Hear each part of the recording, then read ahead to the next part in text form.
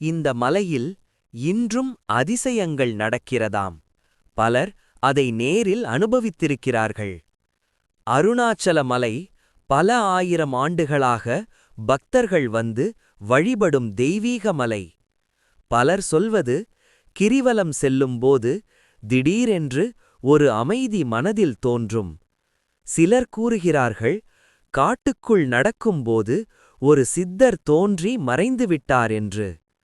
ரமண மகரிஷி இந்த மலையில் பல வருடங்கள் தியானம் செய்தார். அவர் கூறியது, அருணாச்சலம் ஒரு மலையல்ல, சிவன்தானே. சிவன் இங்கே அமைதியாக ஜோதி வடிவில் இருக்கிறார் என்று நம்பப்படுகிறது. அதனால்தான் இன்றும் லட்சக்கணக்கான மக்கள் அருணாச்சலத்தை தேடி வருகிறார்கள். இந்த வீடியோ பிடிச்சிருந்தா லைக் இந்த பண்ணுங்க, மலையின் உள்ளே ஷேர் பண்ணுங்க, ரகசிய குகைகள் உள்ளன. சப்ஸ்கிரைப் பண்ணுங்க. அந்த குகைகளில் உங்க கருத்தை பெரிய கமெண்ட்ல சித்தர்கள் சொல்லுங்க. தியான